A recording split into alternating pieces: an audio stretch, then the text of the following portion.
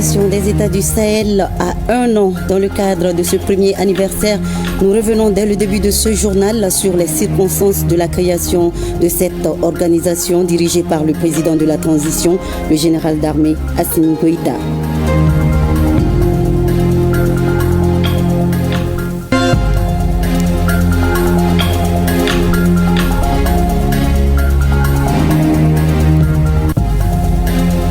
À suivre également la 5e Assemblée générale ordinaire du Conseil régional de l'Ordre des médecins du district de Bamako. À l'ordre du jour, le bilan de l'année 2024 et la présentation du plan d'activité 2025-2026.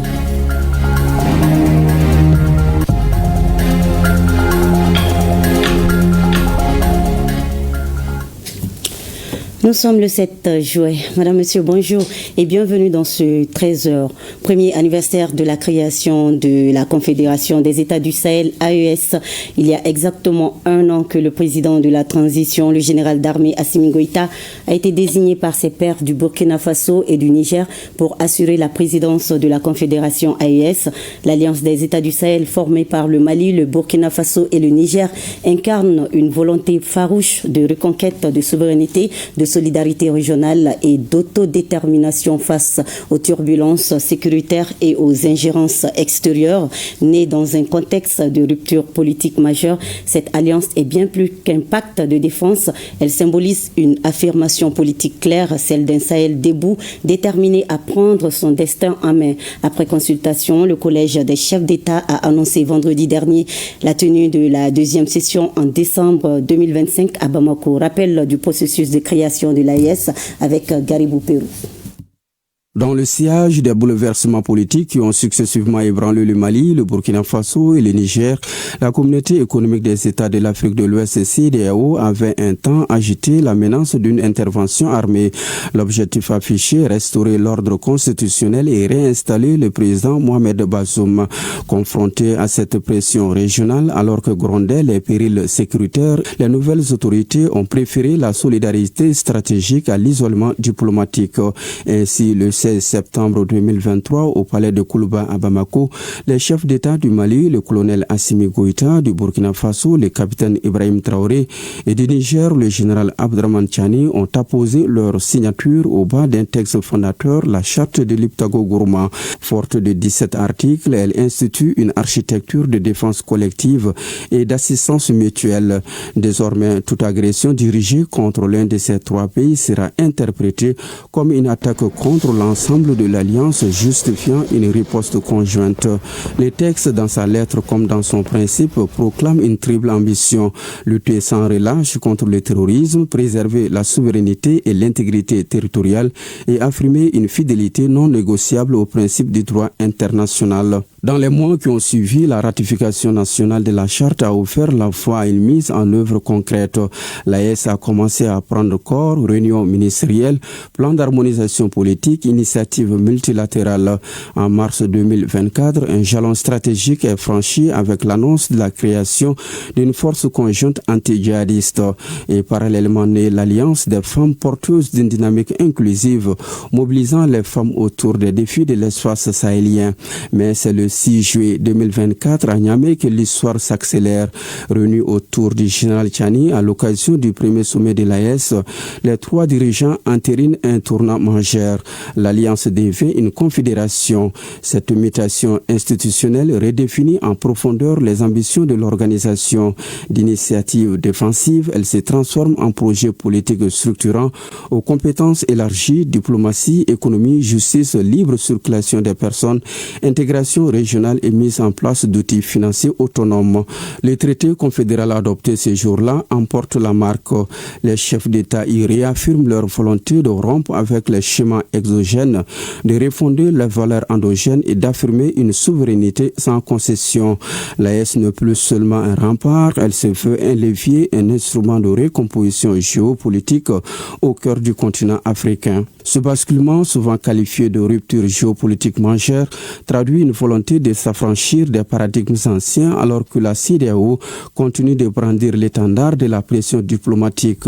En choisissant la Confédération, les autorités sahéliennes tracent leur propre voie à rebours des modèles imposés. Les mois à venir prolongeront cette trajectoire ascendante. La sortie officielle de la CEDEAO, annoncée pour le 28 janvier 2025, marquera une nouvelle étape.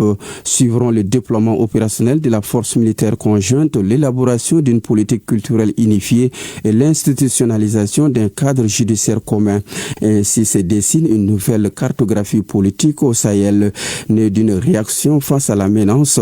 L'AES se mue en projet de stabilité et d'identité collective. Elle revendique aujourd'hui une souveraineté partagée, érigée en principe fondateur. Ashura a été célébré hier dimanche 6 juillet par la communauté musulmane du Mali.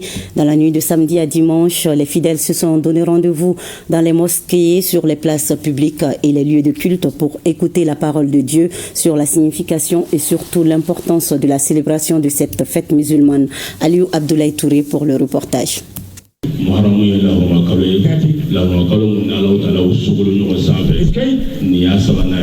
À travers des prêches, des zikrs, des invocations, les fidèles musulmans ne sont pas restés en marge de la célébration d'Ashura, 10e jour du mois de Muharram, premier mois de l'année selon le calendrier musulman. Le prophète dit que celui qui jeûne le jour de Ashura a les péchés de l'année passée pardonnés.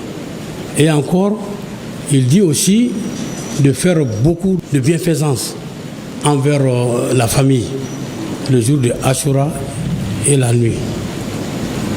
Tout ce qui fait de la largesse envers sa famille le jour de Ashura, Allah aussi va lui accorder sa bonté durant toute l'année qui est en cours.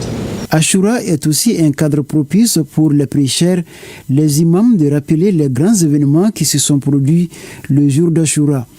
Vous savez que les Israéliens ont été torturés par le Pharaon. C'est Pharaon qui a construit la première maternité sur la terre. C'était uniquement pour massacrer les enfants israéliens. Mais c'est Moïse qui a pu sauver la vie des Israéliens.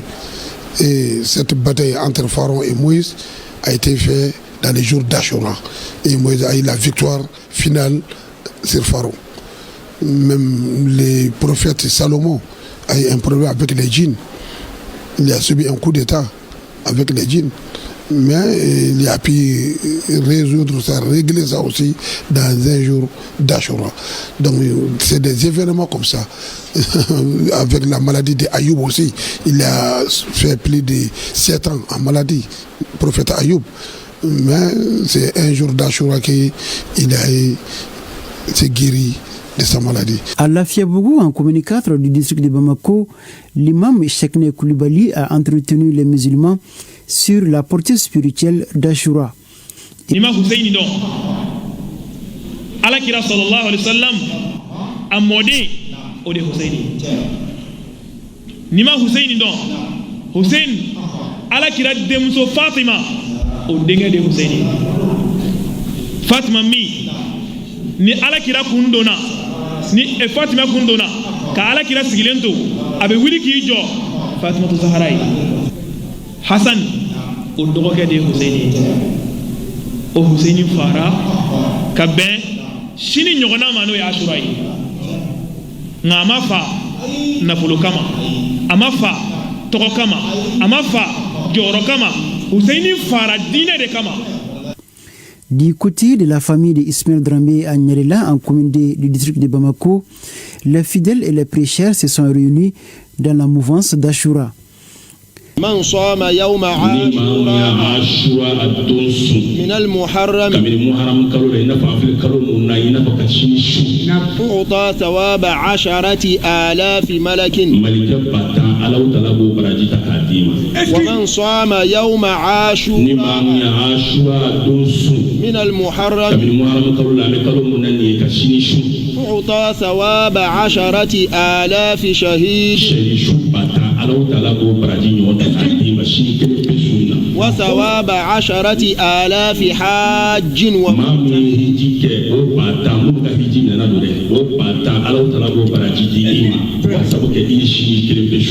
À l'hippodrome, le guide spirituel de la communauté Ansar Dine, Chérif Ousmane Madali Haïdra, qui a conduit un grand rassemblement, a entretenu les fidèles musulmans sur l'importance de la célébration d'Ashura. Partout, un message fort a résonné, l'unité, la solidarité, mais surtout des prières pour la paix et la stabilité au Mali. À Tombouctou, la veille d'Ashura est mise à profit par les jeunes tous les ans pour célébrer le nouvel an musulman à travers une soirée culturelle intitulée En Soreille Dédé Outidi qui signifie justement nouvel an. Cette année, l'association des jeunes pour la renaissance culturelle et le développement du Mali, constituée des ressortissants de Tombouctou, a décidé d'animer une première édition ici à Bamako. C'était dans la soirée du vendredi. La diversité culturelle était le thème de l'événement. Le film de la soirée Dédé Outidi, c'est avec Djurati Diakité et Adama Traoré. À travers cette décoration, la salle 200 places du mémorial Modibo Keïta prend un visage de la 6e région du Mali, Tombouctou. Et c'est là pour 4 heures d'horloge. Dédé Outidi, où le nouvel an musulman est une fête culturelle, voire religieuse. Les prestations d'artistes, les danses traditionnelles et d'autres numéros artistiques pour meubler la soirée. Ça s'est bien passé, les organisateurs ont bien organisé, alhamdoulilah, par la volonté de Dieu. L'événement vise à renforcer les liens entre Maliens et c'est toute une fierté pour le parrain et la marraine. Célébrer Dédé Outidi comme nous sommes à Tombouctou, ça me rappelle mon enfance, ça me rappelle le Tombouctou, ça me rappelle tout ce que nous faisons à Tombouctou dans le cadre de ces festivités qu'on a tendance aujourd'hui à oublier. Je pense qu'aujourd'hui c'est de mon devoir vraiment de venir de parrainer ces jeunes-là, cette association pour la promotion de la culture de Tombouctou, pour valoriser cet événement, pour que ça prenne de l'ampleur. Je suis humblement honorée d'être la marraine de cette première édition de Dédé Outidi, organisée par les Tombouctiens, qui favorise la cohésion, le vivre ensemble. Je reste convaincue que la culture a son rôle, sa grande partition dans le retour de la paix, de la cohésion au Mali. Je prie pour que la paix et la sécurité reviennent dans notre pays. Dédé Outidi, c'est tout simplement une occasion de retrouvailles. Cet événement, c'est de réunir nos frères, nos sœurs, tous les Maliens qui ne connaissent pas Dédé Outidi, qui attendent Dédé Outidi, pour les faire découvrir quelle est l'importance de cet événement convivialité qui a une grande valeur à Tombouctou. Pour lier l'utile à l'agréable, un dîner gala a été offert aux invités. Au menu, les mets traditionnels copiés de la cité des 333 saints Tombouctou. Le conseil régional de l'ordre des médecins du district de Bamako a tenu samedi dernier sa 5e assemblée générale ordinaire. C'était pour faire le bilan de l'année 2024 et présenter le plan d'activité 2025-2026. Le bilan administratif et financier au titre de 2024 est jugé satisfaisant par les médecins. Compte rendu Djemba Moussa Konati. L'exécution du plan quinquennal de l'ordre des médecins du district de Bamako, assainir le secteur à travers la fermeture des structures qui ne répondent pas aux normes, la franche collaboration entre l'ordre et les autorités de tutelle pour l'amélioration du plateau technique sont entre autres défis à relever par l'ordre des médecins du district de Bamako. Ces informations ont été partagées au cours de cette 5e assemblée générale ordinaire de l'ordre. Le bilan administratif et financier au titre de 2024 est jugé satisfaisant par les médecins. Nous avons mené des activités sur le terrain, notamment dans la recherche de l'éthique et de la déontologie en faisant les visites dans les structures de santé de Bamako. On travaille dans l'homme pour que les patients de Bamako soient soignés dans les règles de l'art. Il y a des structures anarchiques. Nous avons fait tout ce qu'on pouvait faire pour que le patient de Bamako soit traité dans les meilleures conditions. Nous avons travaillé avec le district de Bamako pour répertorier les structures qui sont en règle, travailler pour que ceux qui ne sont pas en règle puissent se mettre en règle. Cette assemblée générale permet aux gardiens de la santé de discuter des défis du moment en vue de préserver l'éthique et la déontologie. La prolifération anarchique des structures privées, L'insuffisance de collaboration entre les secteurs privés et publics constitue un problème fondamental en milieu sanitaire et très peu de gens se rendent compte qu'une défaillance dans le système de santé est un lourd tribut pour les professionnels d'une part et les usagers d'autre part. En travaillant ensemble dans le respect des normes, l'union, la concertation, la communication et le partage des idées, le respect du prochain et la considération réciproque, vous parviendrez sans doute à surmonter les défis auxquels vous êtes confrontés et à améliorer la qualité de vos relations confraternelles et à donner l'assurance acquis des droits que vos actions sont guidées aussi bien par les droits, mais également par la morale. Au cours de cette Assemblée générale, 6 médecins ont été décorés et ont également reçu des tableaux d'honneur pour leur engagement et dévouement au service de la profession. Le conseil régional de Caille a procédé à la restitution de son compte administratif de l'année 2024 le 30 juin dernier. C'était au cours d'une séance publique présidée par le directeur du cabinet du gouverneur de la région en présence de toutes les catégories socio-professionnelles et tous les acteurs de développement de la région. Reportage Brahima Dao.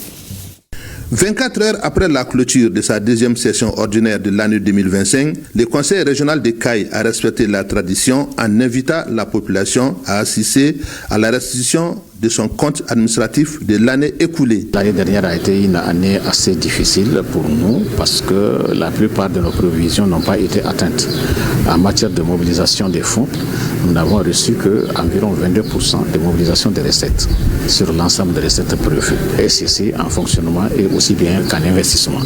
Mais nous pouvons quand même dire que sur ce qui a été reçu, comme par rapport au fonctionnement, nous avons pu mobiliser 9 milliards et ces 9 milliards qui ont été reçus et il y a 7 milliards qui ont été dépensés en fonctionnement. Cette restitution des comptes, qui est un exercice prévu par la loi relative aux collectivités territoriales, a été appréciée par le représentant du chef de l'exécutif régional.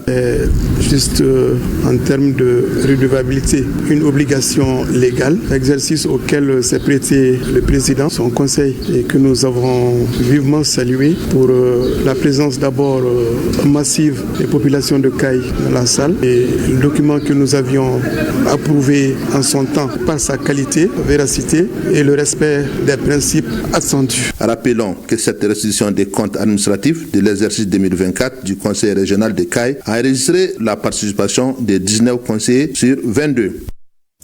Dans la région de Koutiala, l'ONG Ahmed, en partenariat avec Merci Corps, a procédé au balisage des couloirs de transhumance d'une longueur totale de 25 km dans les communes de Ntosoni et Yoyongo. Le village de Kombri, situé à une quinzaine de kilomètres de la capitale de l'Or-Blanc, a abrité la cérémonie de réception des ouvrages.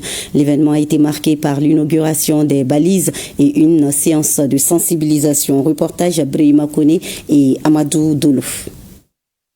Les populations du village de Kombri, localité située à une quinzaine de kilomètres de Koutiala, célèbrent la réception des couloirs de transhumance balisés par l'ONG Ahmed en partenariat avec Merci Corps à travers le programme JAS. Le diagnostic a été vraiment fait avec les services techniques et les communautés pour vraiment faire sortir une carte de transhumance et prenant en compte les espaces de pâturage, les lieux d'abreuvement. Nous avons essayé vraiment ensemble d'établir des règles et aussi faire une convention de gestion de l'espace. Les principaux bénéficiaires, c'est certes les communautés, mais nous pouvons dire aussi que nous nous retrouvons dans ça. Vous n'êtes pas sans savoir qu'à chaque fois, c'est des gens qui viennent nous saisir avec des problèmes. Et ces problèmes ont pour nous l'obstruction de ces couloirs de passage. Et donc, lorsque effectivement on trace ces couloirs de passage, vous verrez qu'il n'y aura pas effectivement de problèmes. Donc, c'est en cela que nous résistons. Les travaux de balisage ont concerné 15 km dans la commune de Yonyugo et 10 km dans celle de Ntosoni. Toutes choses qui devront contribuer à éviter les conflits liés au pâturage. Je n'ai que des remerciements à faire au profit de l'ONG Ahmed et Merci Corps. Notre rôle est de créer des comités de gestion et faire le suivi et le contrôle de cet ouvrage pour que ça soit bien respecté par les usagers. Ces couloirs de transhumance balisés permettront de pallier les problèmes entre éleveurs et producteurs. Nous invitons donc les communautés au respect de ce mécanisme de prévention des conflits. Une séance de sensibilisation des communautés bénéficiaires pour une utilisation judicieuse des couloirs de transhumance balisés a été animée avant de procéder à l'inauguration des balises. À Tombouctou, 40 leaders communautaires et 20 leaders d'associations féminines renforcent leurs capacités sur la conservation et la gestion durable du patrimoine culturel et du vivre ensemble. L'atelier se situe dans le cadre du projet réhabilitation et valorisation des bâtiments protégés de Tombouctou. Reportage Najim Baba Sissé, Abdoulaye Sissé.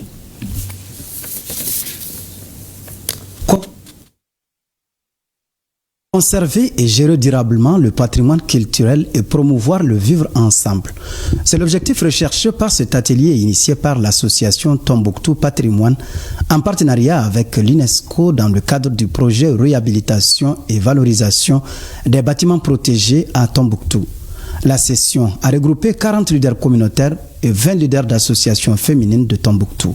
Dernièrement, le patrimoine a suivi vraiment d'énormes dégradations dues souvent à des attaques intentionnelles, l'insalubrité, au délaissement de nos traditions. Notre objectif, c'est d'inciter les gens à revenir sur leurs traditions. Le renforcement permet aux citoyens ou aux acteurs de mieux comprendre les enjeux et les défis auxquels ce patrimoine fait face, également de contribuer à apporter une solution à ces problèmes auxquels le patrimoine du Mali et plus particulièrement celui de Tombouctou fait face. 3 jours durant, ces leaders communautaires et d'associations féminines ont échangé sur des stratégies pouvant aider à pérenniser, voire conserver l'état physique de ces bâtiments à travers des groupes de travaux thématiques. Ma mission, c'est de faire la restitution à la base, de montrer aux populations et à nos communautés l'importance de nos patrimoines culturels et aussi nos patrimoines matériels et immatériels. Cette initiative se situe en droite ligne des aspirations des hautes autorités qui ont décrété 2025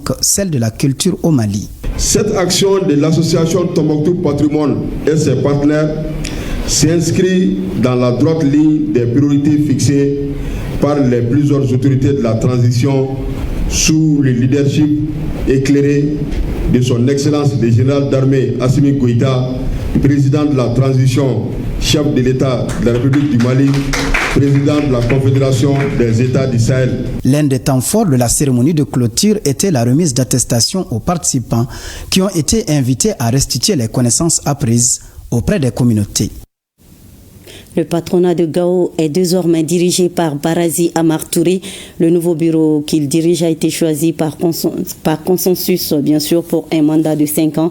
Il est composé de 27 membres. Sa validation a été effectuée à la Chambre de commerce de Gao en présence des autorités régionales. Reportage Aliou Idrissa Maïga. Les 27 membres du bureau régional du patronat de Gao ont été présentés aux autorités régionales après un consensus.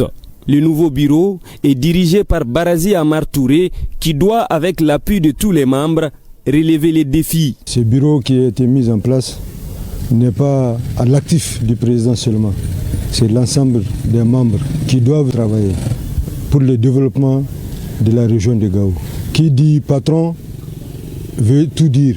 Ça veut dire que ce sont des gens qui sont prêts à mettre la main de la poche pour travailler pour l'ensemble des structures de Gao. Défendre les intérêts régionaux au niveau national et international. Le consensus entre les fêtières qui constituent le conseil patronal de Gao est salué par les autorités régionales. On arrive à avoir un consensus entre les 8 fêtières qui constituent le conseil patronal. Donc ce qui veut dire qu'il y a l'unanimité sur tout ce qu'on est en train de faire ici à Gao. C'est des résultats qu'on attend d'eux en ce moment parce que qui dit bureau dit un résultat après. Je ne peux que souhaiter bon vent à l'ensemble du bureau et à l'ensemble du patronat de la région et dire qu'au nom de M. le gouverneur, que l'administration est à votre disposition à tout moment. Ce nouveau bureau a un mandat de 5 ans pour travailler au profit du patronat de la région de Gao. Voilà, c'est la fin de cette édition. Merci de votre fidélité. À 20h, vous avez rendez-vous avec Nyanya Aliou Traouri. Bel après-midi et à demain 13h, Inch'Allah.